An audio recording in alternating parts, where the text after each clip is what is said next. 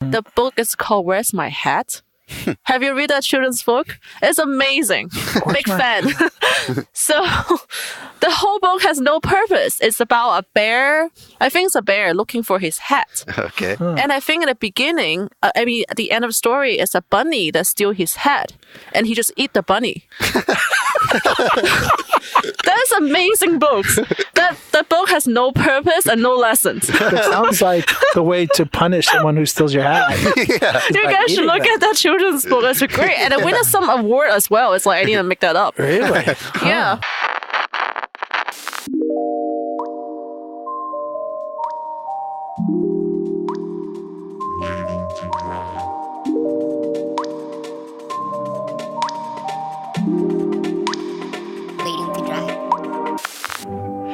Hello and welcome everybody to Waiting to Dry. It's a nice Tuesday morning. I hope you're feeling well today. Well, when this comes out. Oh, yeah. You're ruining it, Josh. Okay. Yeah. Well, anyways, my name is Sergio Lopez. I'm Josh Lawyer. And we have Helice Wen on this podcast today. I almost said studio. Hey, hi guys. How you doing? This is funny. Yeah, Sergio likes to build up the anxiety as much as possible in the intro till our guests are super nervous. Did it work well? No, the music was delightful. Oh, yeah, I agree. Oh, man. I tried to go out a different route today. Right. Yeah, so thank you so much for doing this. Yeah, thank you for coming over all the way. Yeah, for sure. You share the studio with Hiroshi, which is a previous guest of ours. Right. Yeah. How long have you guys shared a studio for? What month is it's about more than a year right now. Okay. And you used to share a studio with another one of our... you used to share one with Mel, right? No, I've been sharing with a lot of people. Oh, really? Over years, yeah. Huh. How long have you been here in the city? San Francisco? Yeah, San Francisco. Since 1999. Oh, wow. Okay. Yeah. Wow. I didn't know I that. didn't know that either. Damn, that's crazy. So... Yeah, I always thought that you came here like for school, but you came here before that? I came when I was in high school. Mm-hmm. Oh, all right. Yeah, before high school. and you were coming from... China. Okay. Yeah. That makes sense. Yeah, obviously. You're not from Oklahoma? Yeah. Oh, wow. Looking like how the way I talk. Come on. Yeah. I thought that was a southern accent. Nice. So you came from China. Were you always like the art kid in China? Art kid? Like, did you paint when you were young? I draw or... Yeah. I draw and I did calligraphy, Chinese calligraphy. I do watercolor. And I was in middle school right before I came here. Okay. And I wanted to focus more on art, but my teacher at the time, she looked at my work, said, I don't think you have any potential. You should just give up. Jeez. Yeah. That's And then I come to this country. And everyone's nice here. Yeah. So, is there like a big art culture there in China? Art culture? Yeah, like is there a lot of art creators or whatever? Yeah, but where I came from is an industrial city and doesn't have any culture history.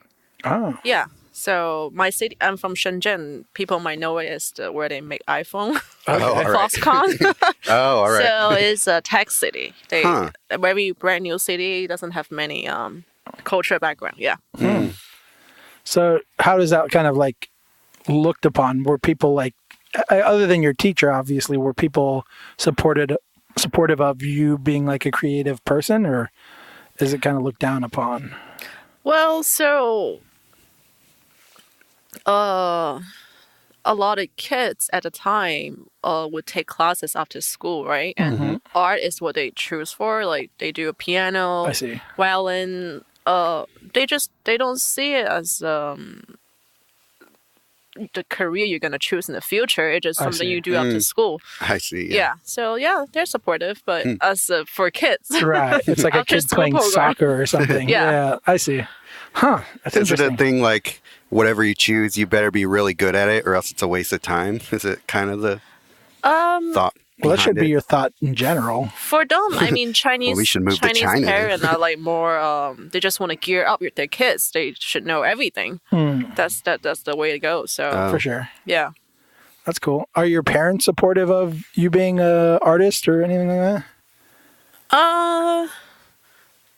So both my parents are doctors. Oh, wow. Yeah, so I think they support it because I'm their only daughter. They don't really have a choice. I see. I don't think they supported artists as a career. Huh. Yeah. But they still support me, you know. Right. Yeah, that's interesting. I mean, I Yeah. appreciate that. for sure. Oh, they support you like financially, you mean? Yeah, financially, but they don't really give me feedback about my artwork. They don't. Now it's better. I mean, I think back then my mom's looking at my painting. She's like, "That looks like the girl's burning in hell." Recent years, getting better. She would comment on my Instagram and say, "Oh, this is nice." I was like, "Oh, coming from mom, that must be great." Yeah, That's cool. Yeah. Have they come to your do they live in the city? yeah. They came to Okay. my show before. Yes. Oh, nice. Yeah. That's cool. I've only had my mom at one of my shows, and it was weird. Why? I don't know, because I treat a show like a party, so I just get shit-faced drunk. But I don't really do that in front of my mom. It's like, I don't know. It's weird to do that in front of my mom. You should I go get take that. her again. Huh? You should take her again to the show. Maybe. It's probably a good idea. Well, that's cool. Yeah, So- I've only ever brought my parents to the shows where I do the landscape paintings. So it's Yeah. a classier affair, I guess. So Huh. they don't come to San But Francisco ones. They know you paint like your other stuff, right? Yeah. But they just... Right, that makes sense. Yeah, just the show in general is going to be a classier event. Yeah. Yeah, like a violinist or something in the corner. and Exactly. Yeah. A lot of monocles. That's cool. So then you went to the academy after high school? Yes. Oh, actually went to SF State for a year. Oh, you did. Okay. Yeah. And were you trying to pursue like other things other than art then? No, I was majoring in fine art as well, but I realized I wasn't. If I want to be serious about it, I should go to like a real art school. Then I transferred to academy after a year. How'd you like that? Academy? Yeah. I had a lot of great teachers, so they taught me a lot. Besides technique, they taught me a lot how to be an artist. As Like the business aspect or no, like the I had creative that- aspect? it's more like how you need to learn a lot outside the art world to be an artist. My teacher used to say you have to be an encyclopedia. You need to know a lot of knowledge too, because I was in illustration major. Oh, Okay. So you have to get an idea really quick. You have to have like a lot of different point of view. So they always encourage us to learn a lot outside of besides just art and technique and stuff. And I like that a lot. That's cool. Yeah. That's a good tip. what So- teacher mostly influenced you in that way? I think actually Chuck Tile say that. I'm Oh, not sure okay. if he's still the head of department. I think he still is. Yeah. Yeah. And I also have a really good teacher at Kasu, Sano. yeah. Yeah. He was a really famous illustrator, and he actually teach us a lot about have a good attitude to be an artist, because it's gonna be like a long way, very gonna be lonely all the time, and how Right. do you be like have a good life besides spend all the time in your studio. And so the whole idea of having an encyclopedia as far as like knowledge, is that to help narrate your art, or what's the importance of that, to have a message in your art that kind of, I don't know. Well, I think it's different a little bit for illustration. I don't know if you agree, like, because you're just going to be hit with so many different jobs. Right. And the more you just know off the bat, the easier it is to research for things like that and all that. If you have a different opinion about that. It seemed like it's an important tool. Like, do you use that now? Yes. So I keep my interest open. Like right now, I just if something that get me interested, I will like spend time to get into it for a little bit. to know it or spend time with something that I'm absolutely not interested at. Because I think if it gets me attention in the first place, that I hate it, not interested at all, there must be something in it. So that was the other thing I would go to as well. For sure. Yeah. And does that show itself, that interest that you've kind of dived down the rabbit hole, does that end up showing itself in your art, or does that kind of help with the creative process? Yeah, absolutely. I think it helped me think differently in the process. Yeah. Okay. Definitely. That's cool. You, like us, we're big into like painting women. That's like the we're a woman painter here. Yeah, 3 women painters. Exactly. Kind of. But is there a reason why you kind of decided as that being your main subject for your paintings? Just painting something that I'm more familiar with. Okay. Yeah. I don't mind. I paint men very few times, but I would love to do more if I know them more. Yeah. I see. So like a man that you would like to paint, you just haven't met enough men like that? And next question, have you met Sergio? I have to. She's looking at me with. Yes, I'm looking at my next subject. Longing. Just look at that man. Yeah, look at this one different level. But so for you, it's more like a based on who you know, or just like. I think it's more like self-expression, and as a woman, and I think at this stage of my life, what I have pain represent me, my expression, creative expression. Maybe down in the road I change. I don't know, but that's how I feel at this point. For sure. Yeah. And with your work, it seems, at least to me, that it's somewhat narrative, that there is a part of it that you seem to be telling a story. Is that, I don't know if that's true or not, or... All right, sorry about that. But yeah, we were talking about the narrative in your paintings, the narrative in your pieces, and just the story you seem to be telling in your work. I don't know. I was just kind of inquiring about that. Yeah, it's not like a super narrative storyline. It's more, I think most of my work is about sharing the intimacy, how a woman or any human being try to tell their more intimate feeling, but unable to. And they try to express in other way. That's interesting. So your stories are more universal, but using your own feelings as a stand-in, kind of? Yeah, because at the beginning, I always assumed that my audience would be like a female, similar to my age group. And, but along the line, I realized there's so many other people that I don't expect, different group. They respond to my art and feel the same thing. So, yeah, that was really a surprise to me. That's interesting. Yeah. One thing I noticed with your work is there seems to be these reoccurring images kind of like surrounding your subject. You know, like right now you're painting piece and has like a woody in the background, but you always have like flowers, and even like glasses seem to be a reoccurring thing, and cakes was like a thing that I noticed that I wanted to kind of like see if there's something behind that I'm not necessarily picking up. Yeah. So flower is, I like the pattern. Pattern is the main thing.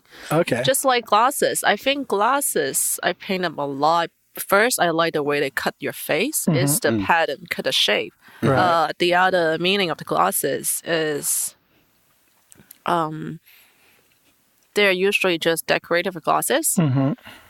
Is for me, it's like the way to block my real eye contact with people. So it's like you see me, but you don't see my real feeling or my real emotion. I see. That's the kind of feeling that I have about glasses. Yeah. Huh. And how about the cakes? I don't know. I like round shape stuff, I guess. Okay. Just cake is great thing to fill a painting. You can put cake on any painting, right? Landscape. Well, I've never painted a cake. That's why I'm interested. I'm like, oh, that's interesting. Yeah. Maybe she's onto something. Yeah. Maybe I need to add more cakes. Yeah. Give it a try. No wonder I haven't been selling shit. Yeah. I like those good old fashioned Mexican bakery cake too. Grace Leach. Yeah. Yep. With the super cheesy pink icing. That's my favorite. That's your jam. Hell yeah.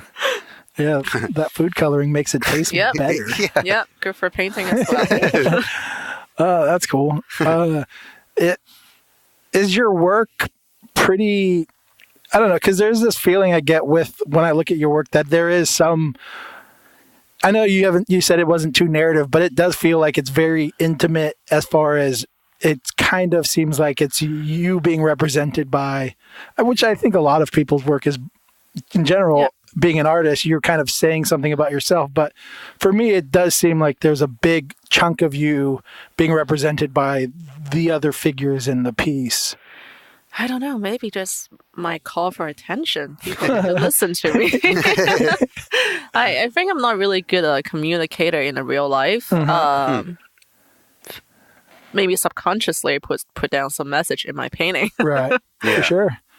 I mean, I don't know. Yeah. Isn't that for you guys as well? I think so. Yeah. I think for me especially, yeah. Yeah. Yeah. I mean, we do a podcast, so we're obviously talking.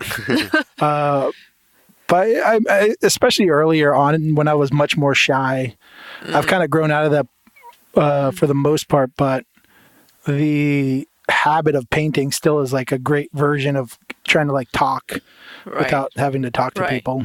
Yeah, I think just because I'm a female and a painting like girls, they related that to me more, but I'm sure that to you guys or to any other painter, that's the case. Yeah. Even for me, I think I've mentioned this before on the podcast, but painting a woman is kind of like me being able to talk about myself without actually while also disconnecting myself from the thing. So it's like I can talk to people about things that I think about without having to be like, it's me.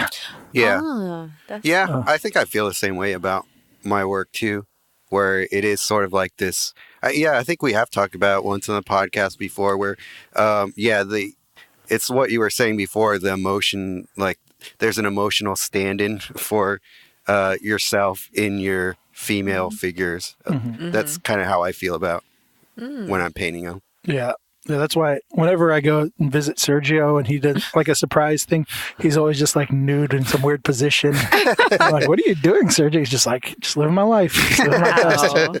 It's very weird. I'm assuming you don't get the same scenario. I'm thinking in my mind right now. Yeah. That's good.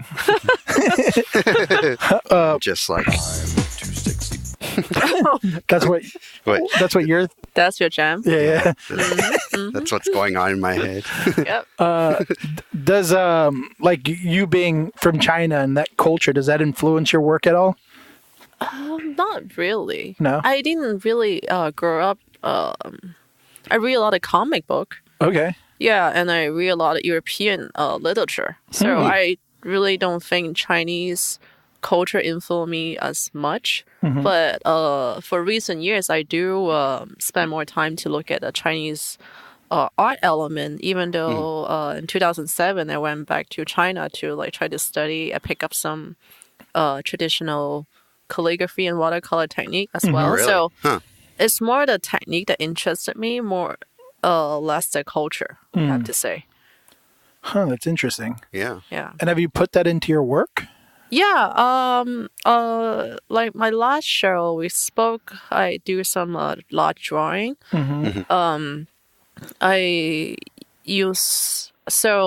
like to draw my drawing with brush. To begin with, I use the graphite powder and dip into it, and now I mix more like sumi ink. I will look at a lot of Chinese watercolor composition and try to recreate the space, the space relationship, all that. I'm still like looking to it. That's the direction I'm still going to and try to learn more. That's cool. That's awesome. I know you also do like those like stamps, right? Like you do like a... Yeah, I mean, all the Chinese kid has one. I had mine when I was like 12. That's crazy. Yeah, and even engraved one. Oh, wow. Cool. Yeah. I just realized why not? That's my real name. It looks good.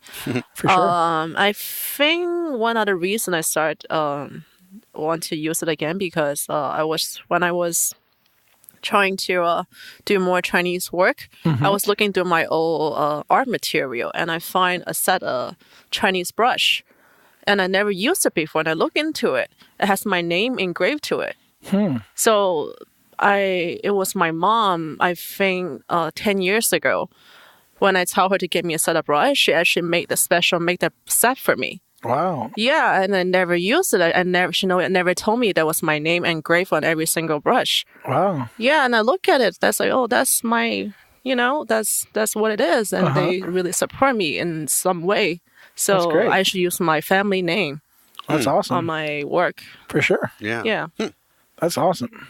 That's cool. That's a great gift. Do you use those brushes a lot? Sometimes I'm more like decoration right now. I'm hanging on the wall. I know, that's what I was thinking was like, if I had that, I would be afraid to use it, almost because I wouldn't want to, I would think of it too preciously. Like, right. It's okay. Chinese have cheap labor. Go back and get another set easily. I'm just kidding. But yeah, that has great meaning to me. So yeah. That's awesome. That's super cool.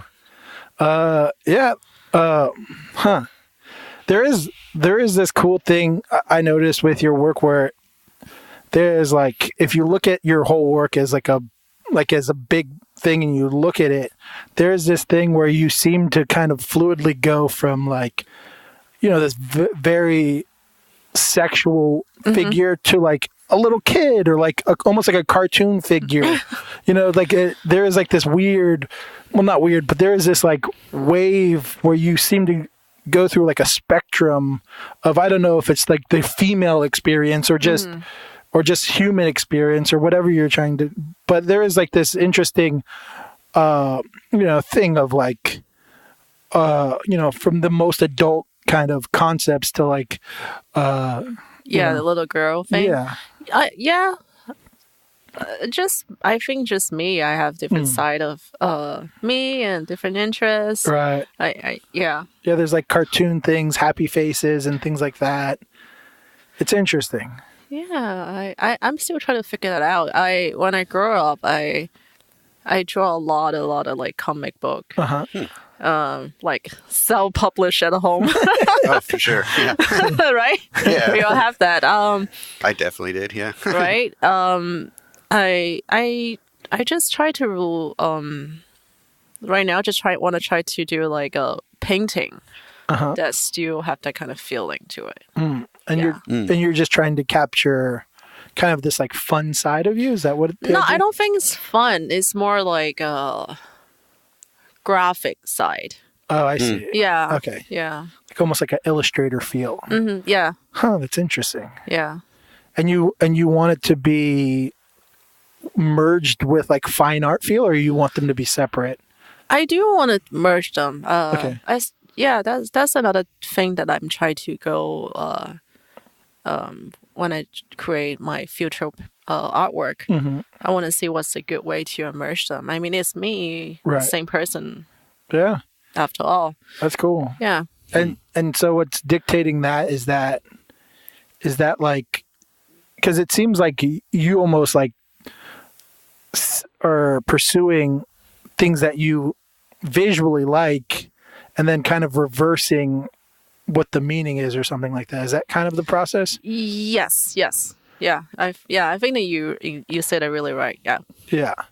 That's cool though. I mean, for the most part, I mean, I know Sergio and I forget who else said that. It's very similar, right? You kind of reverse engineer the meaning. I'm so obsessed with like things meaning things that it's tough for me to add it unless I have an idea. Oh. But there is moments where I do kind of try to do that in times, but Yeah, there have been times where I do that. Usually not that overtly, but Uh-huh. yeah, I like things that are ornaments, but can have a meaning to them. But I want the meaning to be ambiguous.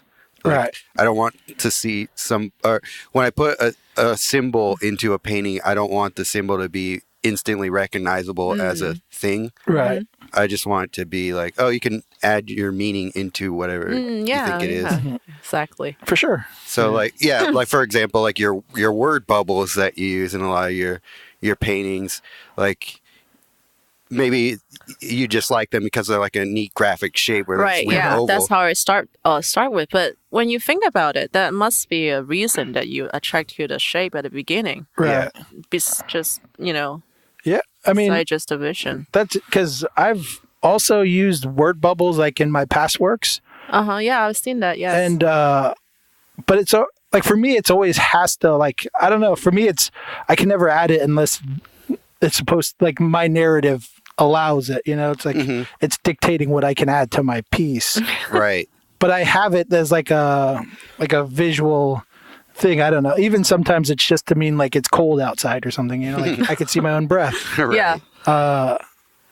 But it has the, I don't know, for me it's interesting to hear the like artists and kind of the ideas behind what they add to their paintings, because I'm so weird about my stuff that it's almost like freeing to understand that I can add it, I don't know, in a way. Yeah.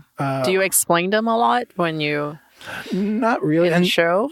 Unless someone like really, my kind of like usual like thought is if someone comes to me with like what they think it is, then I'll then explain what I meant. But I will also like, I'm also interested in hearing what people say and think. But then I'll say like, oh, it means this, but that's cool. How you got to where you got, on your trying to break down my painting. For you almost want them to kind of earn the real story. Yeah. Yeah. It's like, I want you to try. I don't want to like give you the answers. Right. It's I compare it to like if someone wrote a book and then you were like, hey, what's the book about? And I'm like, well, did you read it? And they're just like, no, just tell me. And I'm like, no, read the book and then we'll talk about it. Yeah. And that's kind of how I break down a painting. If you come and you're like, what's that mean? And I'm like, go read it first. Yeah. And then come back to me and we'll talk. But yeah, I mean, but that's not that often anyways. I mean, I'm sure you probably get like at a show, it's probably 90% just, I love your works and things like that. It's probably rarely people actually trying to dive deep. I don't know. Maybe I'm wrong. There are people try to dive deep to it, but usually they just email me or send me a message because I don't know, in the art show it's really chaos sometimes. Yeah, that's true. It's really hard to talk to people. For sure. Yeah. And they don't really want to have like really deep conversation with you in such a setting. Especially if it's open bar. My show has open bar. I don't know the last show I've been to that. Oh, actually, I do. Never mind, I take it back. Anytime I go to a Minna show, it's not open bar. No. Wah, wah, wah. Oops, that's the wrong one. Wrong one. That's good enough. But yeah. So. Yes. Sorry, I had somewhere I was going, but I totally just lost Open it bar? in my brain. Okay, we're not there yet. But yeah, people at shows trying to figure it out for you doesn't happen too often.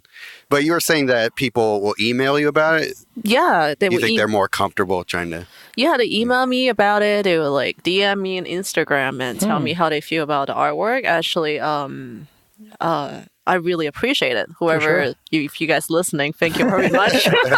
I know I don't really say much when I reply, but I really appreciate it. Yeah. I mean, that's always a great thing to kind of hear what anyone draws from a painting, whether it be, I don't know, even if it's totally the opposite of what your intent is. It's always great to just kind of hear it and be like, wow. Yeah. I used to have like really set mind about what my painting about, and I sometimes I get offended if people say otherwise at the beginning. But right now, as long as you come to tell me, I'm just happy to listen. As long as you don't say really offensive stuff, then I'm fine. Right. Yeah. So you said that your paintings have like a sad, kind of like melancholy feel to it, or like melancholy meaning just sad, pretty much. I don't know if you're. Yes. Well, was like because did you say that? No, I mean a sad meaning of my a sad meaning. Yeah, sorry. Sorry. Yeah, my Chinese. Sorry about my Chinese. I think that wasn't your Chinese. I think that was my ears. My wife's always saying I'm going deaf. Oh wow, way too early. Usually happen in 50 or 60. I'm trying to shoot for the moon. You know what I mean? Trying to beat the rest. Trying to blow that shit out. Yeah. You don't tell me when to go deaf. Here for a good time, not a long time. Yeah. That's interesting. That's cool that people, I mean, so the people that go to your shows will then say, I went to the show, like, and then talk to you after the show on like social media or whatever? Yeah. That's cool. I don't know if I've ever had that. Really? Huh. Maybe someone saying I was at the show and me being like, why didn't you say hi? But I never. heard that episode. I'm obviously you still hang up on that. I'm good now. I talk to people.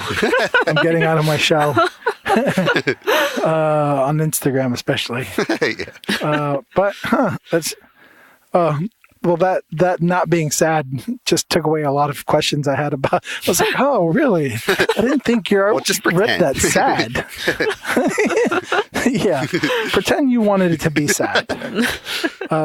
So you were saying about the glasses, how they kind of are a shield. Is that why sometimes they have like the flowers as the lens or something? Is that kind of like a hint to that, or is it just in this? Yeah. Yeah.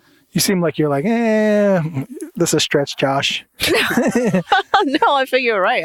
I'm nodding. Yes. Okay. Okay. Cool. I wasn't sure. Sorry, I'm a little slow today too. I ate too much at lunch. All right. Sorry, that happens. Yeah. Nice.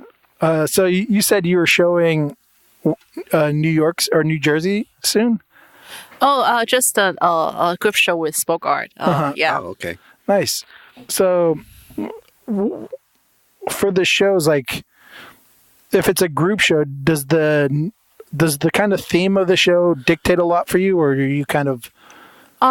This one, the coming one, actually, I'm very interested. Is for not suitable for work, right? Not suitable for work. Oh. Yeah. MF. I heard about that show. Yeah, it's about female how they think about their sexuality and all that. So yeah, that's down my alley. I'm really into that. Right. Yeah. Yeah, they're not suitable for work. That's a good topic, and that's perfect for you. Yeah. None of my work's suitable for work. I have this like weird thing where I go on Reddit a lot, and they have that like tag not suitable for work, and it's always like at work I'm always like, and I always click on it. It's just like just do it on purpose. No matter what it is, it's just like breaking the rules. You can't tell me what to do. Reddit. Yeah. That's cool. That's a cool concept. Yeah. But for group shows in general, how do you tackle that? I mean, it's interesting for me because sometimes I hate the idea behind it, and then I have to figure out how. Like a theme, so I have to figure out how to cheat the system. Yeah. But yeah, I mean, that's kind of the grind now, right? Like, us as artists, there's so many group shows. Yeah. For me, I'm more selective right now. Because it was really, I'm a very dramatic person sometimes. So that's when you hit the dun dun dun. Yeah. Especially in studio, I can be really dramatic and emotional. So I know when I don't like certain topic, it really, really kills me. For sure. Yeah, at this stage, I've been doing show for a while. I just want to do my best. I mean, if I want to force something just into the topic, you're not gonna get my good work. So yeah, that's a good way of thinking about it. Yeah, I just don't do it right now. So what do you mean by dramatic in the studio? Like, are you like putting paint all over your body and running out of canvas? I start whining. Oh, I see. Maybe I'll like cry a little bit. And oh, wow. Yeah, I can be really dramatic in some way. And is this a mindset you put yourself in while painting? No, I don't want to be in that mindset. Oh, you don't? Okay. I just can be really dramatic. I feel like, oh my God, I cannot think of this. I cannot come up with any idea. Maybe something wrong with me is something my life choice, the choice I make when I was 15. It can go all the way back. What am I doing with my life? Yeah, like self-reflective for like 2 hours. So yeah, I just picture Hiroshi in the corner, just going, yeah, there she goes. So that's why I've learned not to go down there. I know what I'm better at. When you're in that mindset, do you like call on friends or something to like help you through? Like, no, I think my friend know me long enough to just don't pick up that kind of phone. Just let me be my little drama queen, and I can get over it for a little bit. Yeah, that's interesting. Yeah, I don't know if I've ever done that. I mean, I know Sergio every day is just crying. I mean, but that's just because that's Sergio. Yeah, that's your crying music. Yeah. That's He just looks out his window. It's raining outside. I know. He's like, but that's interesting. It's always weird when someone reaches out to you for a group show and they're like, "Can you do it? This is the theme." And you're like, "Have you even seen my work? It doesn't fit your idea." Well, for some artists, that's like goal for them. They can just come up idea and super easily. I think it's just for different people. Yeah, probably right. Yeah.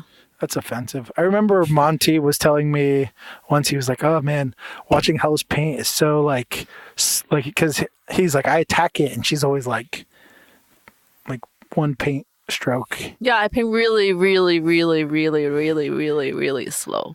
Damn, that's like 8 reelies. I have to emphasize it, and I paint with very, very, very tiny brush. Yeah, and I just have a lot of little things. So for past year, I've learned a lot about myself, personally, and my creative side. So let's not do that in the future. Make the same mistake. Yep. So does that get you in trouble sometimes? Painting that slow and being like, I have to not sleep forever. I sleep here. I'll sleep in my studio sometimes. How do you? Yeah. I did not like it. I always woke up at 4:00 and feeling some spirit next to me. I'm not trying to make that kind of talk. I'm telling you, at this building, from the experience, I spent nights here. Yeah. So it's haunted. I don't think it's haunted. It's just something else is present. That's what I mean. Around 4:00. Around 4 exactly. Yes, around that time. And what do you think this thing is? I want to learn more about this. I don't know what it is. I can just feel it. But you don't think it's like a dead person, like a past spirit? I didn't really want to think in any other way.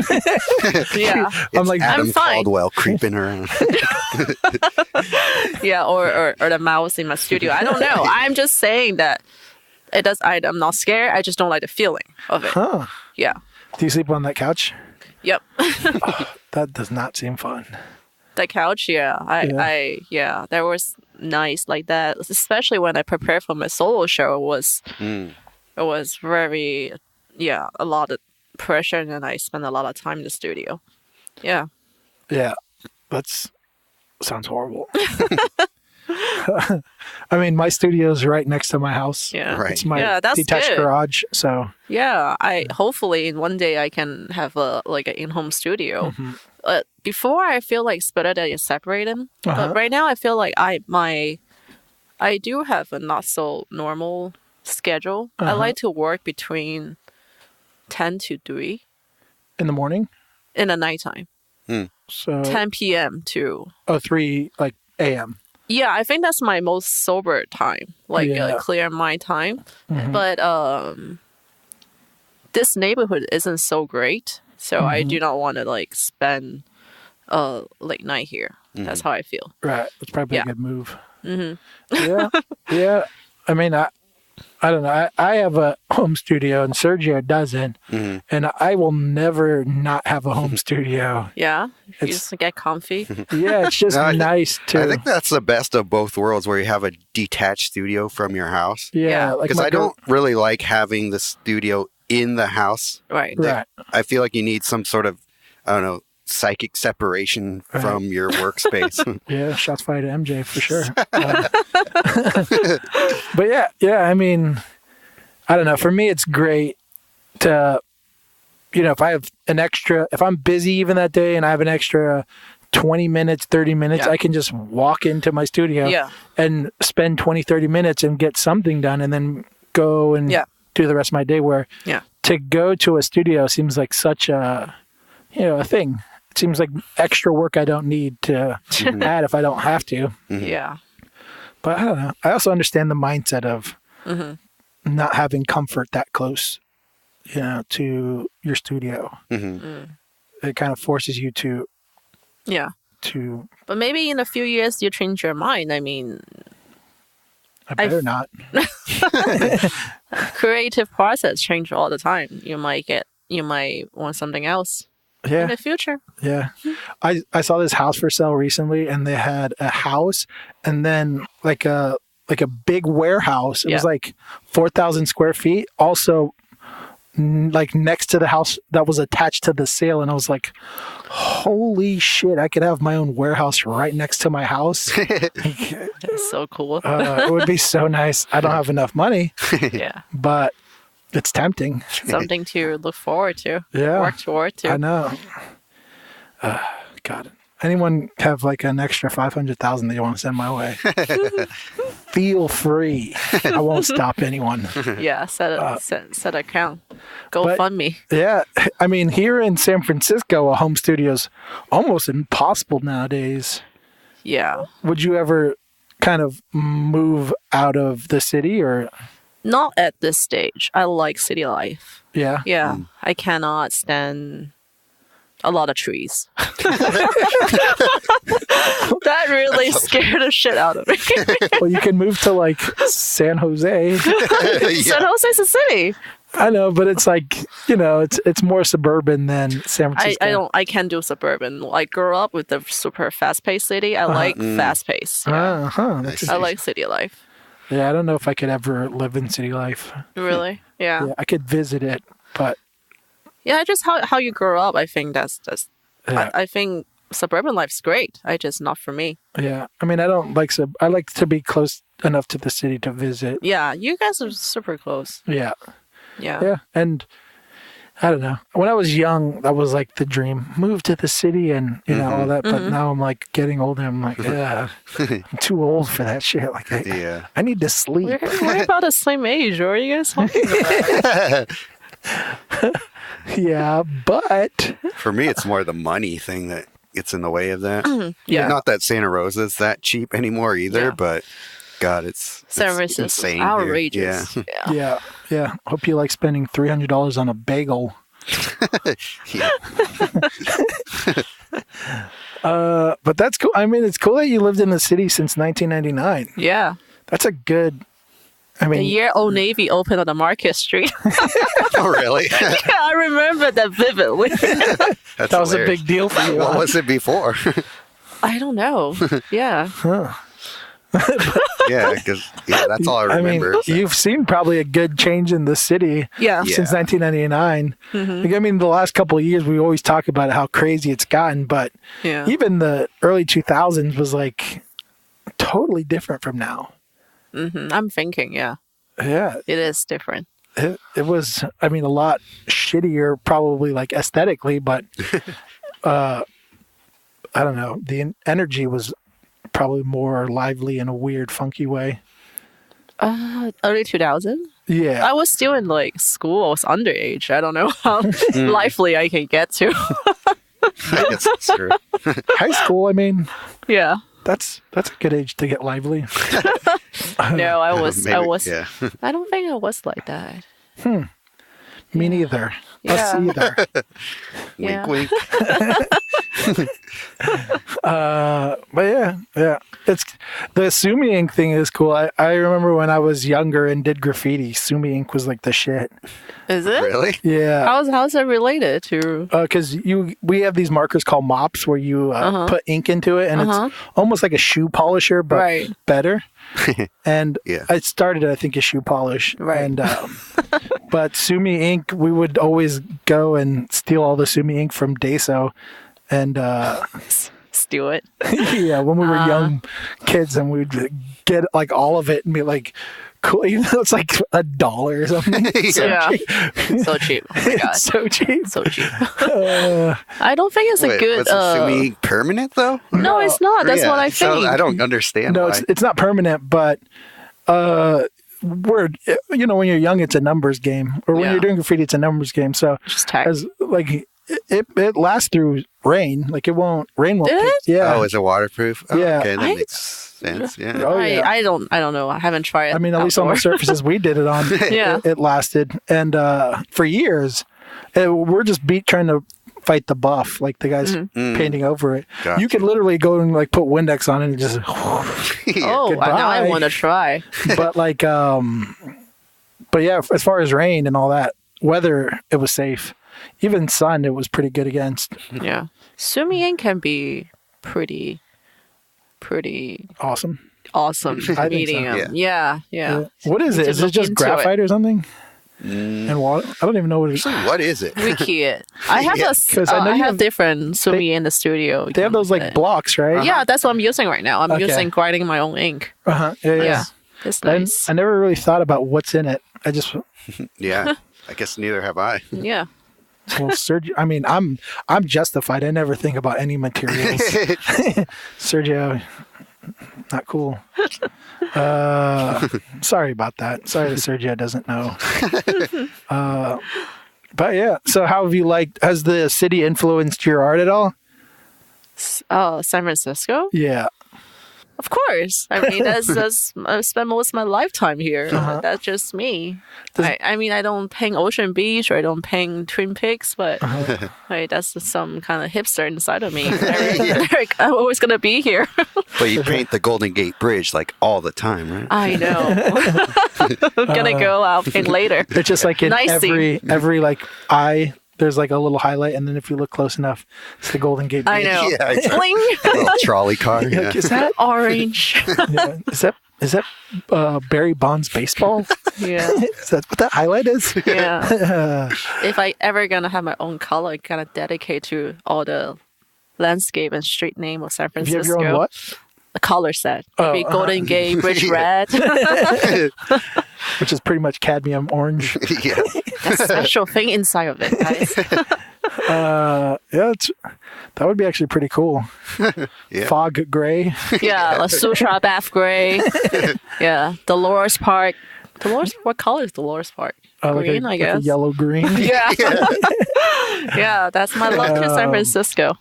You would need like a brick color. I feel Yeah, like. Hay Street brick. No, Hay Street gray. I don't know. Hate Street tie dye. You Yeah. like squeeze it out of the tube and it'll just come out Kate all the Street. tie dye colors. Yeah, I know. How Oh do I my use god. that? That's like new. That's a great idea, guys. Yeah.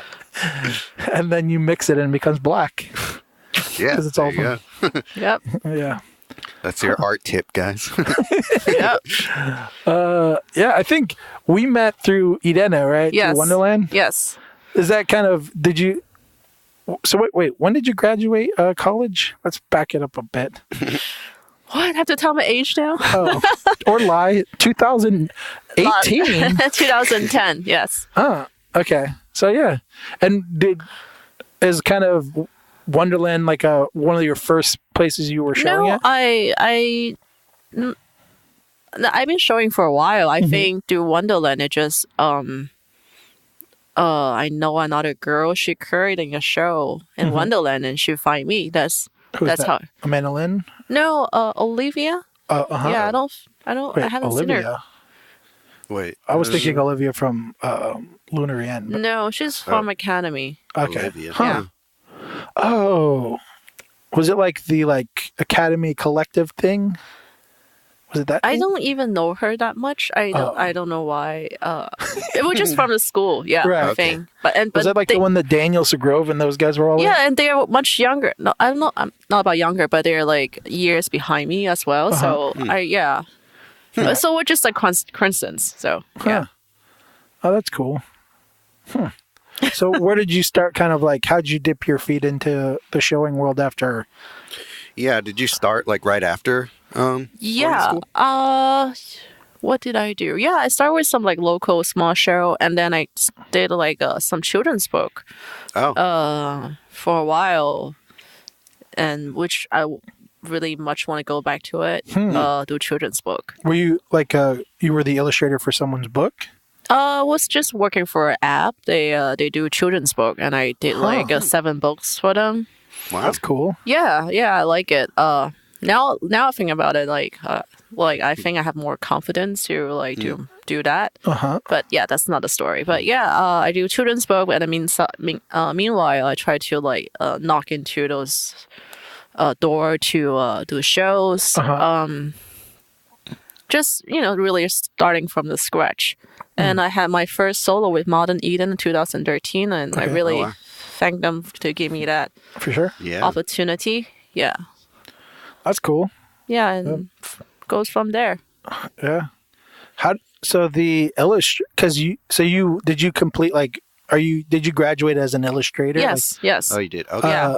And do you want to like pursue that other than the child books? Is that kind of like a aspect you want to kind of go towards? Yeah, I mean, at the end of the day, I still want to be an illustrator. I think that's the reason I went to art school. Right. Yeah, I just feel like I was so slow compared with my classmates. They're like so fast. They can just have idea, and then they do the painting really fast, and they're really good at digital. And for me, I'm like taking my time and get into my little moody mood. Yeah. But yeah,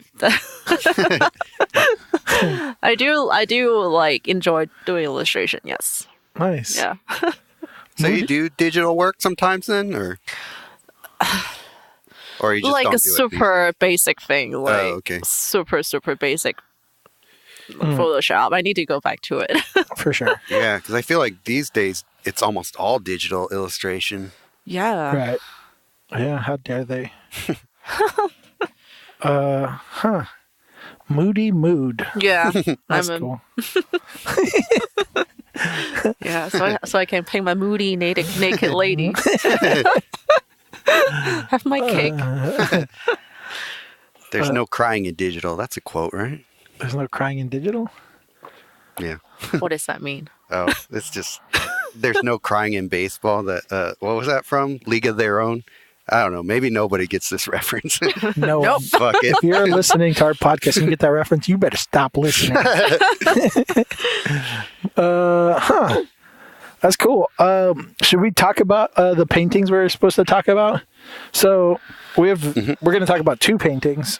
You might want to just pull it up on your phone, Sergio, because I'm not going to share my phone with you. Should I put it on my computer? You guys can see. We'll just do it this way because it'll probably be the exact same. Yeah.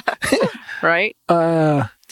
So we'll talk about this one first, and then we'll talk about the second one. Yeah. So the first one, do you know the title to this? Of course, I painted it. I mean, I'm so bad at remembering titles, but I have a horrible memory. Yeah, so. it's called Woven. Woven? Yeah. Oh, that's cool. That's a good name. Yeah. That's a good name for... Can I use that? I'm just kidding. Sure. Just kidding. But that is a great title, actually.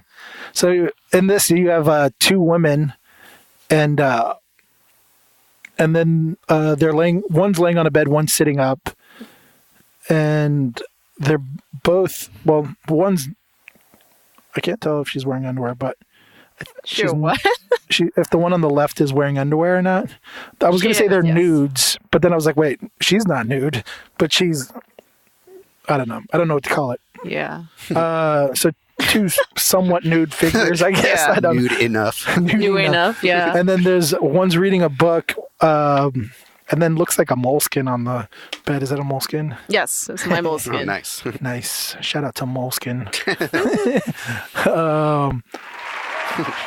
Cheering for And then, Molson. and then a Woody, and then there's a metallic duck with Christmas lights on Yes. in the back, which is interesting. I mean, those are the things, like, especially with your work, where it's like there's so many like little Random stuff. random, like almost cartoony, or I don't know, childlike things, or I don't know how to explain it. That kind of like is in your painting. That's almost, I hate saying the word juxtaposed because I feel like that word's so Overused. the juxtaposition. Yeah. I'm like, It is, yeah. yeah. So I'll figure out just edit the juxtaposition out, and then so the like the two things not juxtaposed, but somewhat similar to that, where it's like this serious, like fine art piece, and then there's this like little, it's not fine art, but it's like there's this like playfulness happening in this serious kind of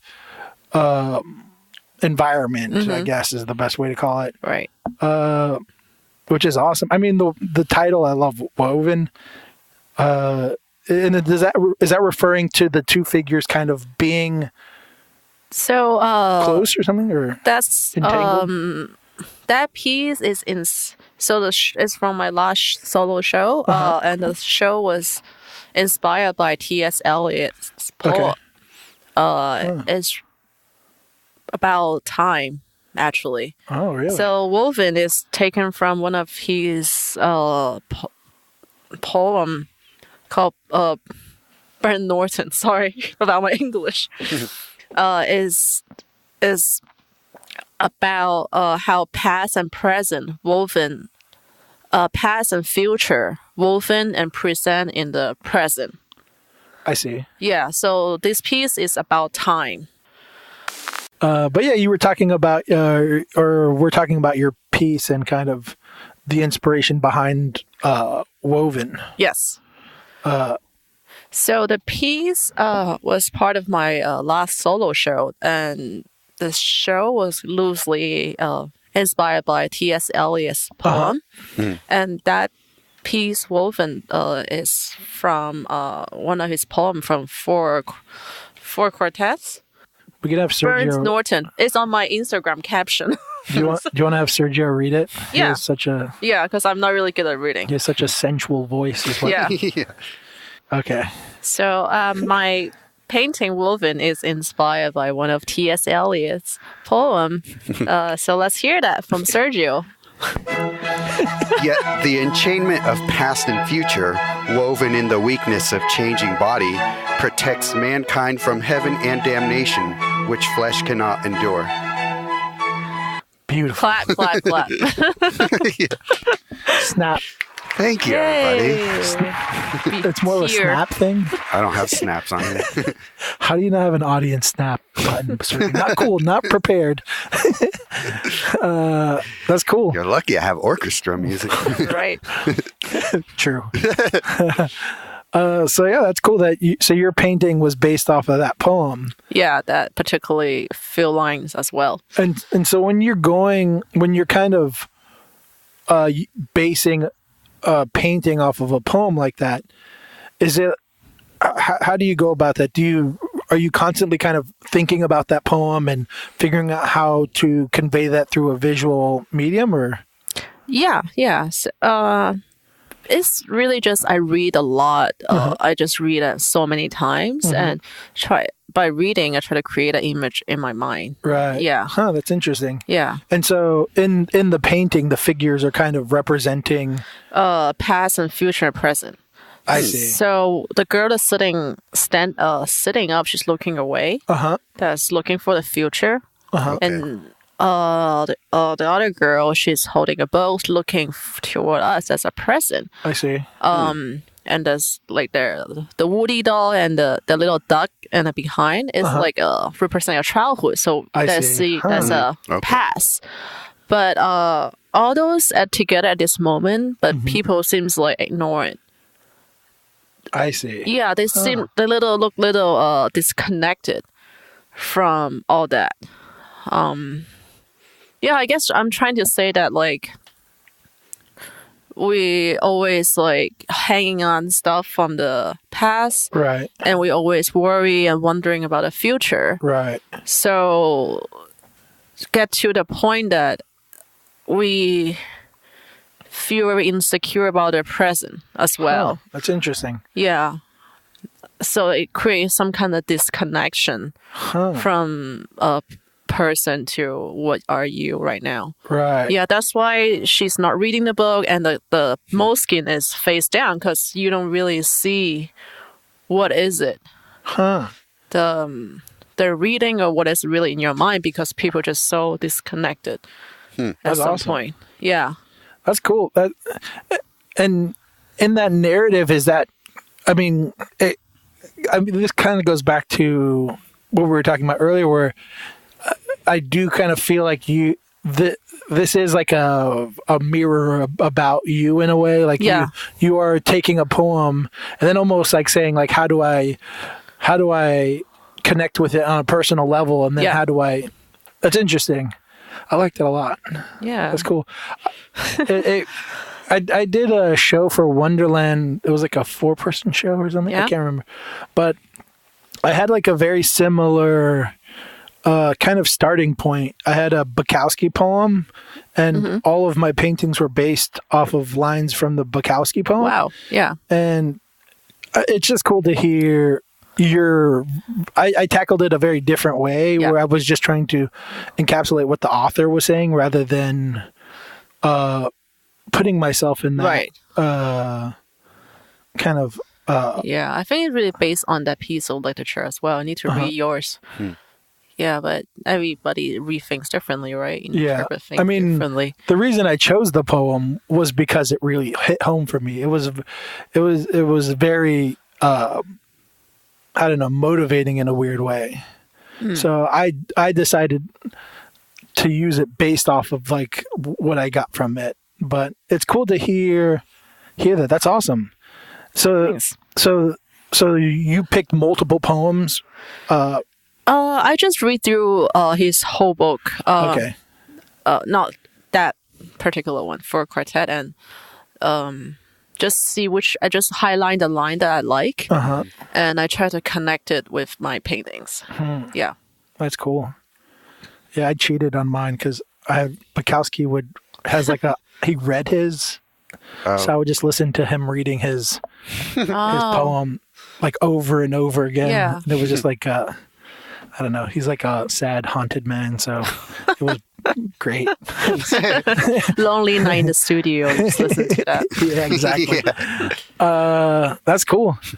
You were saving your eyes for the painting. That's what you're doing. Exactly. My eyes get tired, so I can't read. That's cool. Is there a reason why the two figures are interacting in the way they are? Is that based off of like how past and present? Yeah, woven. Present and future kind of is woven together. Yeah, that's cool. Yeah, I love the title. Yeah, you feel free to use it. I'm probably not, but I'm just jealous that I didn't think of it. That's usually what happens with me. So if someone comes up with something or doesn't, I'm always like, I wish I thought of that. Even the title, I'm jealous of. Wow, really? I feel like people don't really pay attention on the title. I put so much thought on title. I know, me too. That's why I don't know. I'm the same way, and I try to make an effort to read titles, But even I'm guilty of like, oh, next. or even in a show, just looking real quick and picking what I like and then looking at the painting really well and then being like, all right. Unless I don't know. But I agree. Titles are, for me, super important. Yes. And I don't know. I've went on a full-on rant about this on the podcast before, just about how much I think titles are important for us being visual artists. Right. Having one sentence or one word or whatever to kind of give a clue to the viewer as like, here you go. Here's your help. Yeah. But I do think you need to explain somehow as well. Like you said earlier, you don't like to explain to your viewer in the show, or I don't know if you explain on your website or I social do media. If they put in work. Yeah. I don't like a lazy viewer. I don't like to like but spoon think feed. about that's how they are right now. They just want to quick. If they have like 3 second, 5 second attention, you don't in that window you don't tell them what they are, they might just pass it forever. But see, for me it's different. For me it's more like, how do I convince them to look at it longer? Like if I'm not forcing them to look at my work longer than 5 seconds, then either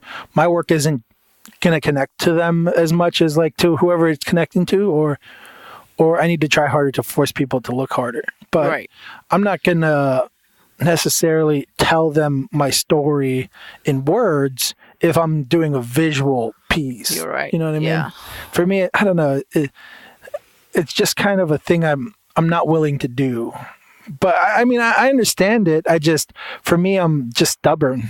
And if the world changes and I don't, then I'm fine with it. I'm like, I'm not going to do you young whippersnappers with your PlayStations and your GameCubes and your YouTubes. But I don't know. You do you. Yes. Yeah. I'm going to do me, boo-boo. Yeah. Okay, so we have the second piece, which has a birthday cake. So Yes. Huge cake, guys. Huge. Get used to it. And it almost looks like a candlelight vigil. Yes, that's exactly what it is. With a birthday cake. Yes. And then there's a dog child. Yes. Which I have no concept of. That's like one of those things where I'm like, I have like, I don't know. For me, I can maybe think of something, but that's like a thing where I would probably go to the artist and be like, does that mean, is that like, is the visual for someone and that dog is someone's childhood dog or something? Like, but yeah, I don't know. I feel like I should just kind of let you explain this one because I don't even want to take a stab at it. Okay. So this piece is called Cake, Make All Your Wishes Come True. And the idea is come from another T.S. Eliot poem. It's called Preludes. So basically what I understand from the poem is how life event keep happening, like a recurring through your whole life. It's a pattern. So that is one idea. And from that painting, also based on a picture that I took years ago in a birthday party. Okay. So the girl was real, all the background, the cake was real. I mean, the cake, I kind of make it up, like make it look differently. But there was a photograph of that I took years ago, and I always want to paint it. I don't know why, but it just really, I feel strongly about it. So for my solo show, I think I'll finally have a chance so I can make this painting come true. So you said earlier that it looked like a vigil. Like a candle vigil. Yeah. So for me, because my parents has been sick for years. Oh. Wow. Whenever I go to travel, I'm not a religious person, but I would go to the temple or whatever their church, the local place, and make a wish with the candle. No matter what religious it is, and then I would take photos, and I collect all those photos for some reason, and that all those elements come into this painting. I want to make and the girl, kind of like, I'm not white and blonde, but You're not? Sorry to disappoint you guys out there. Wait, are you Helice? Really?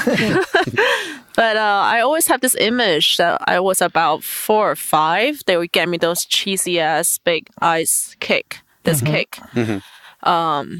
And all that, I put it together. I was, the painting is about like how I, as a young kid, I make wishes every year. And it may or may not come true. But it's the thought it counts, that every year that like you sincerely wish something better in your life. But you have to understand that might not ever happen. It's a life, like a recruiting thing. Huh, that's interesting. Yeah, and the dog, it wasn't, there's no dog person in the original photograph. But What? yeah, I know. Sorry to disappoint you. But I just want to put something in that to composition. And I want to put a dog because when you was a child, you probably think your pet is closer to you than the adult. Right. They would know you better than in the than the adult world. Yeah, and that's why you don't see other adults' face that actually represent how the woman grow up. There's a younger woman, there's an older woman. That's how the little girl grew up and her lifetime gonna be. Huh. I see. Yeah. That's interesting. So like all of the candles kind of are, even the one they're holding, are kind of like this way of like representing wishes and dreams. Yes. And with the idea that even though you wish multiple times, that doesn't necessarily mean that they're going to be granted or. Yes. Huh, that's cool. I like that a lot. Huh. That's awesome. But just keep on wishing, guys. So is the idea also like the idea that that you keep wishing, is it also kind of with the idea that you're okay that it's not gonna, is there like something that's just a habit for most people, I think. Yeah, I really think it's just a thought. It counts at the moment that you're very sincere wishing something to come true. And that can be also like represented as like prayer or things like that. Is that the idea? Is that why you brought up like the religious thing is kind of like going in praying or lighting a candle? Yeah. Is that all kind of like just like in a way just saying a wish? Yeah. Like that's interesting. And so the poem, kind of the idea behind it is that the reoccurrence of history, everyday life event. Not even like a big major event. It's just like small but like thing. your history as a human, as a person. Yeah, as reoccurring Yes. things. Huh. That's cool. I like that a lot. Thanks. Read that poem. We don't have time for Sergio, but go home and read it. Yeah. And what was is the poem the same name as the painting? No, the poem is called Prelude. Yeah. And what's the painting called? Cake or make all your wishes come true. Oh yeah, that's right. That's the long name. Yeah. That's cool. I really like that one actually. We talked earlier and you said that one didn't get enough love for you. Yeah. But I don't know. That's always the interesting thing with art is because sometimes learning the background behind the painting changes everything. Right, exactly. For it. So something that might not necessarily connect unless you have the story. And then all of a sudden you get the story and you're like, wow, that's amazing. And everything clicks in. And I don't know. For me, I have this stubbornness, but I could see how getting past that is beneficial for your work and kind of having it, be read a certain way. Yeah. I've learned that you actually need to talk more. Don't expect people can read you. And I'm not saying that nobody can understand or whatever, but people have different culture background and come from different places. And sometimes when you ask you first, doesn't mean they don't pay attention to look at your work. Right. Maybe they just want to know how you think first. And and they would tell you how they think. So, yeah, I mean, right, that's, I really don't mind to like explain if whoever come to ask me about certain things, like little element in my painting. Yeah. Yeah. That's probably a good mindset. I'm still not changing, but I appreciate it. Yeah.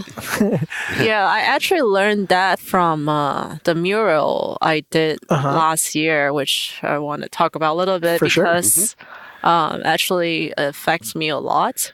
So I did a really big mural.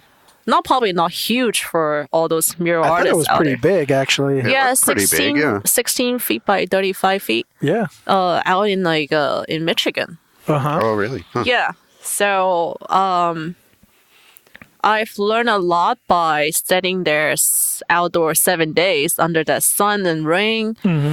And I was so surprised. They're so It could have been a polar vortex. I know. I know. If like yeah, the weather was extreme. I always have that idea that people can read my artwork and there are only a certain group of people will like my work. But for the 6-7 days I was doing there outdoor, there's so many different people came to me and share what they feel about my artwork and their even their life story because they see my work. Wow, that's cool. And I was like, wow, that's what really art affect people. Because most of my experience was showing in gallery and people really politely come to you and say, oh, that's really cool, that's beautiful, maybe like a small talk a little bit. But when you're really in a different setting and the art is free for everybody and they will actually tell you more about how they think and how they connect to their life, I think that really teach me a lot. How when I paint a painting, I have less expectation on what it is. It's just more about my intention. Yeah. That's awesome. Yeah. So, but again, that means please feel free to email me or DM me about how you feel about my work. So do you want to pursue muraling more because of that experience? Yes. It was like life-changing for me. MJ kind of went through a similar thing, I believe. Yeah? Yeah, we did a little mural and she's like so like focused on it now. Yeah? Yeah, and she's like, I used to feel this way about painting, and I feel this different feeling that reminds me of how I felt when I was getting into painting with murals. But yeah, it is that interesting thing where people walk up to you and talk to you that it is lacking in your art. And that's a good point what you said about how the conversation is different in that setting than in a gallery setting where they're looking at your work as well, you know? Yeah, that is interesting. I never thought about that. Yeah. That's cool. I feel like when it's in a gallery and you put a price tag on it, people would have idea, oh, that art, it must be for a certain group of people. They probably has less connection to it. So, yeah. Yeah, and even the community, I think the fact that it's free and it is for a community, you know, whoever is living around there. Right. There is something where they kind of do feel like this is theirs and this is a part of their community. So they do, it does bring them in that way. That is interesting to think about for sure. There's a feeling of ownership without having to without having spend. to that's great. Yeah, I don't know. Murals for me seem like the best version of art right now. Right. I'm always like, I wish I could just do the mural stuff, but I don't know. We're trying to figure it out. So much to figure out. Yeah, I know. So much, so little time and so much things to try to do.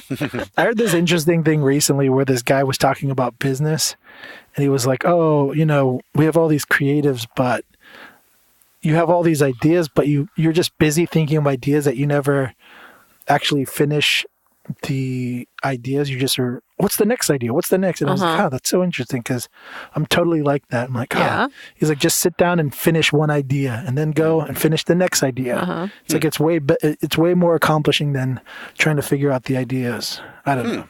the finishing part. That's hard. Yeah. Do you agree with that? I think so. I mean, I am productive. I'm not just sitting around thinking of ideas. He was talking more about like businesses, especially in the IT world, where they're just always constantly trying to think of ideas. But they're never accomplishing the ones in front of them. But I could see parallels to the artist and being like, oh, like if I look in my ideas, like, you know, memos on my phone, there's so many of them, and I very rarely tackle any of them. So. But I think art is different, though. I think it's good to try everything, and even though it doesn't work at that moment, but maybe 2 years later or 2 weeks later, it just, you know, fall into places. It just all add up. Yeah. Yeah, I mean, maybe finishing is not the most important part. If not on deadline illustrator. Yeah. Well, that's cool. Do you have any murals lined up? No. I hope I can do more in the future. You got to tell Amanda Linda. I know. That's cool, though. Yeah. I don't know. Mural seems like a good, direction. Yeah. I think. Yeah. So it'll be cool to see what you do in that realm. Yeah. How did you like it? The actual, like, painting. I know I saw like you had practice with spray paint and things like that. Yeah, but at the end I just still use house paint and brush. I'm just really, really bad with the can. Yeah, that was interesting because MJ was her first go at spray paint. Yeah. And I was very actually surprised by how decent she did with it because it is a tricky medium. She did have like the advantage of working next to me and another guy who's a graffiti artist. Shout out to Mario. Or I probably shouldn't have said his actual name. Wait, was it illegal? No, it was legal, but yeah, whatever. Just don't give out his graffiti name, I guess. But there is. It is tricky. So, we told her like, oh, what caps to use, tricks of the trade and all those things. Yeah. But yeah, at the end of the day, she had to like go over some parts with brush. Yeah. Because it is a tricky thing.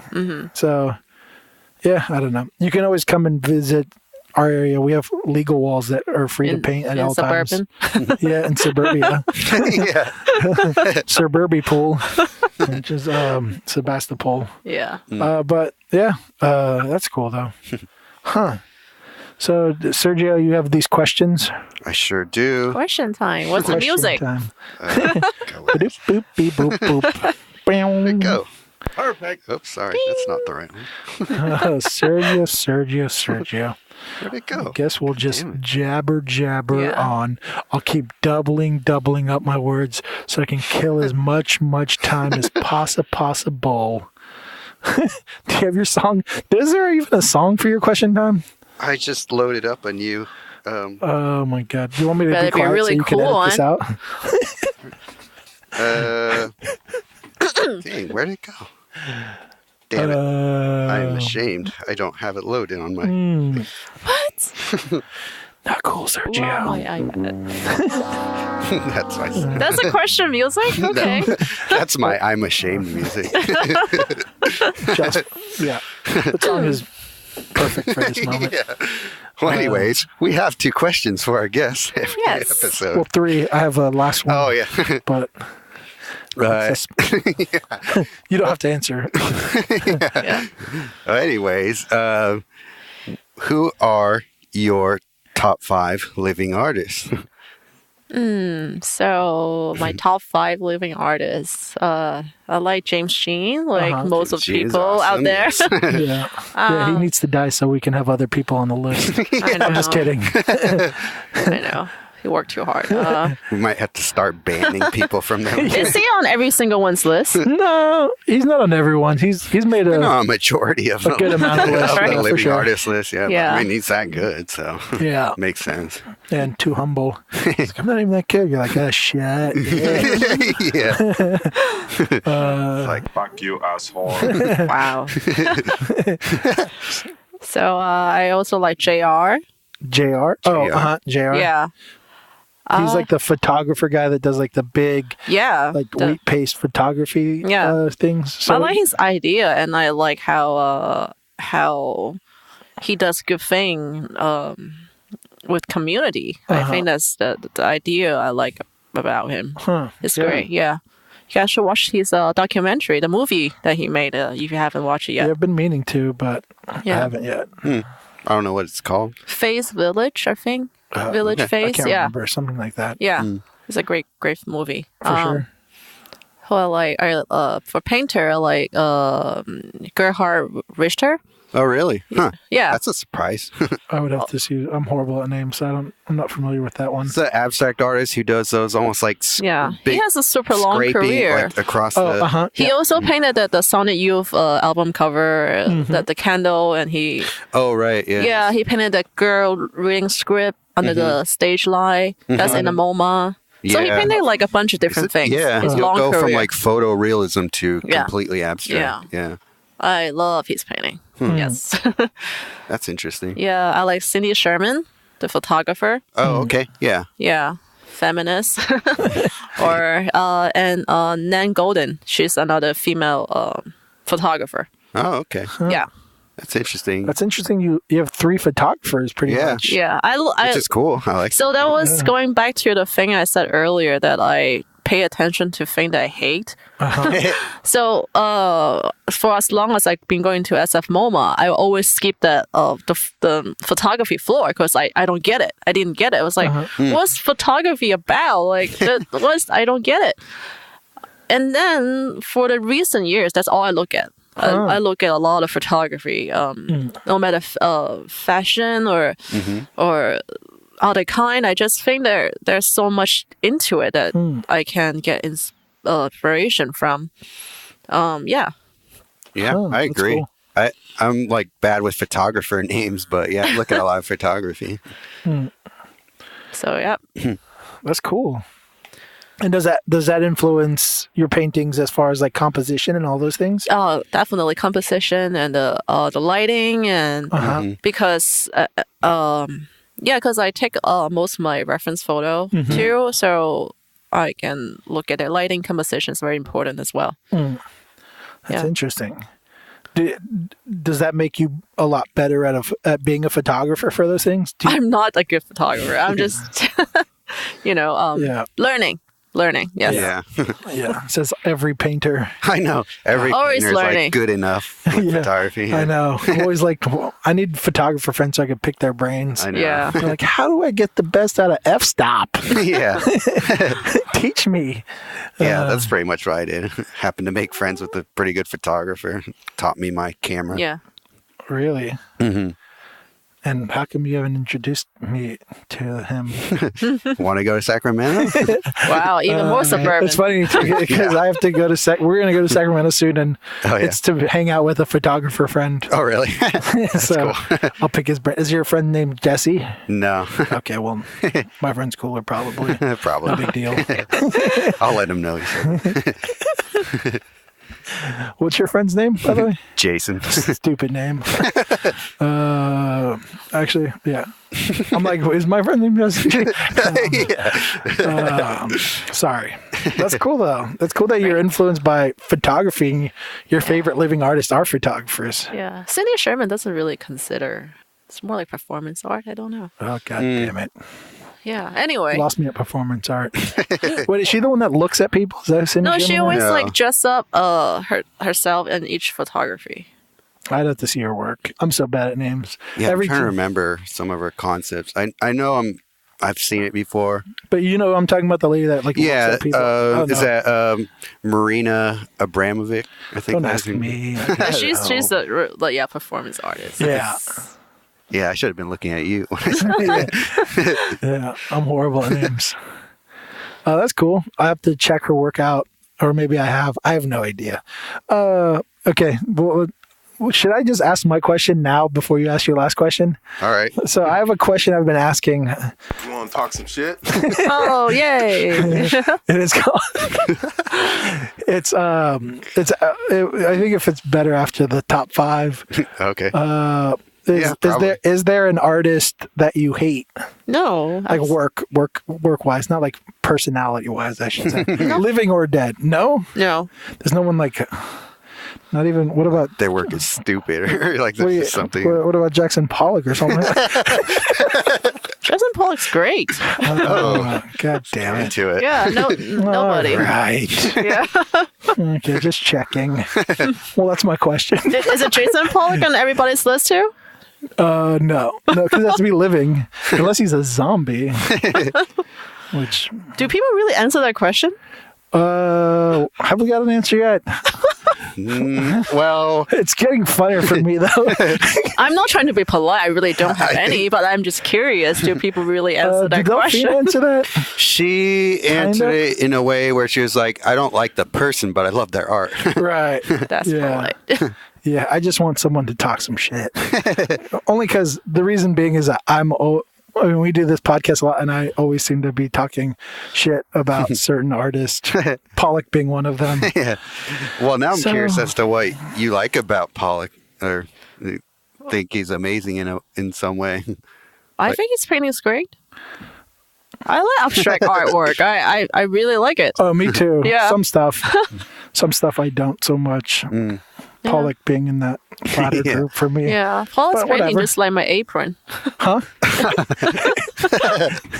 That's my issue. Yeah. I think that's kind of why. Very inspiring.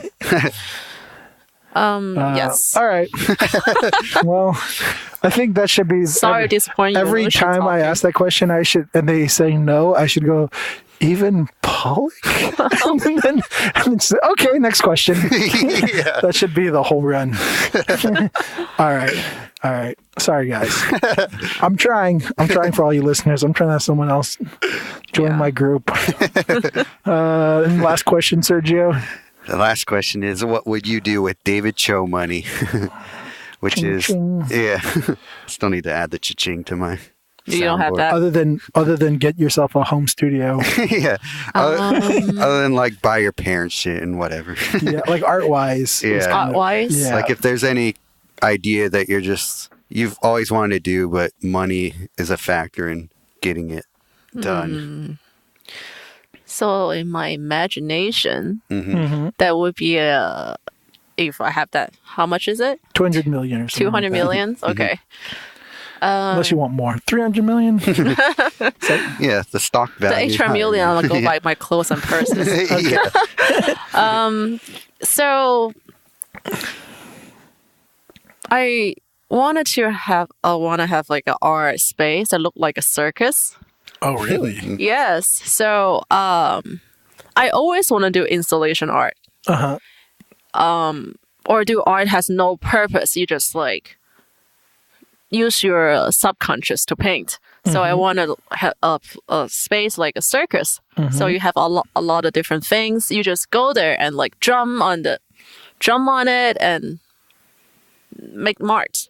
Huh. Yeah. And I also want to do children's book, right? But I feel like I don't know much about kids. I'm a little far away from the stage. When I have that circus art camp, I can have a lot of kids come over and just play around. And at the meantime, I can like observe them and see what they really like, so I can do my books. Huh. Yeah, it's just a little community thing. Would be really fun. That's awesome. Yeah.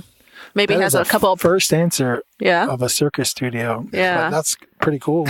Yeah. And maybe a couple ponies. There you go. Yeah. That's awesome. Huh.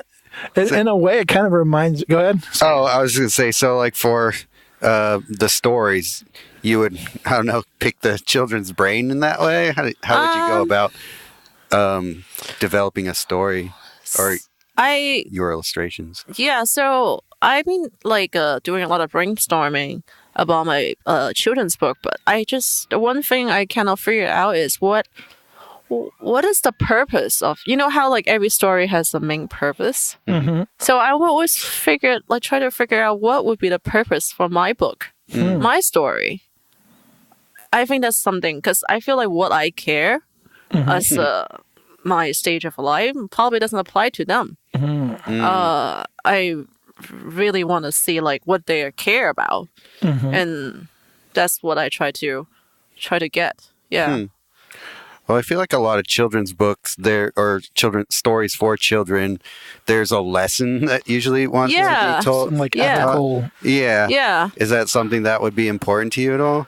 Yeah, I think so. But I don't know if you guys read that. That was a book very popular a few years ago. I forgot his name. John something. The book is called Where's My Hat?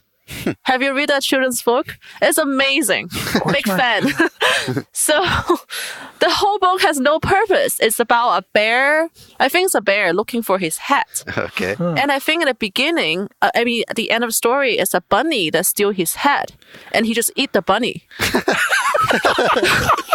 That's amazing books. The book has no purpose and no lessons. It sounds like the way to punish someone who steals your hat. You guys should look at that children's book. It's great. And it won some award as well. It's like, I didn't make that up. Really? Yeah. That's cool. Yeah. Also, one of my favorite illustrator, children's book illustrator, Shan Tan, right there, the book. So his book says a lot about the immigration and being an outcast kind of stuff too. So, yeah, I think, of course, the main purpose is important. But at the meanwhile, you eat your bunny. A bear eat a bunny is funny as well. I mean, For sure. you kind of need to find like what's the balance and what I really want to say in a children's book. Oh, that's cool. Yeah. Yeah. Maybe you should write something about girls having cooties, because I hear that's a thing. It's a fact. It's running rampant from what I hear. So But what's the lesson there? get your shots. I know. Vaccines need to be taken serious. Yeah. All you anti-vaxxers out there. But also, I feel like wow, you have that one. Yeah, like what do we know? You know, what do we think the lesson right now might not be applied to them in 10 years when they grow up? You know? Yeah. Yeah, maybe it's I don't know. I mean, I don't know, it's tricky because writing a story, I was watching a YouTube video about writers that write for movies, and it was interesting hearing them talk about it, because they almost do it in like this weird strategic way where they're like, oh, I could like follow this story arc or that one, and then you see like they're like, oh, and then my buddy who was a writer, he was like, oh, you went that direction, I thought you were going this direction with the ending. And they look at it in such like a puzzle kind of way of like, oh, you can use this piece and that piece, but for the most part it's like almost like they're agreeing that the story has been told. They're just trying to figure out how to tell it in a different way. So I don't know, it kind of reminds me of you using T.S. Eliot as like an inspiration. It's like maybe going that route of using a deep adult poem and trying to turn it into a child thing, almost like the cake thing, where it might hit home and be personal. And Yeah. I don't know. Good idea. That's my 2 cents. I don't know if it'll work out for you. No. Once you have your 200 million, then we'll figure it out. 200 million. Oh my God. Demand your consulting fee. Yeah. You're invited to my circus camp. Thank you. Yeah. That reminded me of what David Choe did with his money. Did you ever see when he bought that abandoned building and just like went rampant on it for like, I don't know how long, where they would get like these things they would drum on, and it would have paint and it would get everywhere. That's exactly what it is. It's a circus. Yeah. And so, it seems like David Choe also would do similar things to what you would do. Great minds, I guess. Yeah. My $200 on Uber Yeah. coming to me. And I'm assuming you would probably also try to do more murals, from what you said. If you had 200 million, or maybe not. Maybe you're like, I have 200 million. I don't need to do murals anymore. Just ping a dollar bill on the wall. Yeah. I would just buy a mountain Paste on it. Buy a mountain. and put a gate around it and be like, no one talk to me. Well, I have 200 million. that money, I actually want to do interactive art. I think that's I'm really interested on it. I actually want to take some class to try to learn how to do it. That's cool. Yeah, if I have that kind of money, I'm definitely going to do it. For sure. Yeah. Well, fingers crossed. We got to play the lotto, guys. Yeah. if we all buy a ticket and we split the winnings, 3 of us, the odds are up 3. Yeah, exactly. So, But you guys probably want different things. we'll just split the money. Just Yeah. the one. Yeah. Yeah. I'll be like, I'll never have to see you again, Sergio. Bye forever. Podcast over. Podcast over. No, you can be a millionaire podcast club. Oh, podcast now over. My co-host is now Tom Cruise. Yeah. My podcast host, meet Emilio Estevez. Sorry about this, Helice. No, keep going.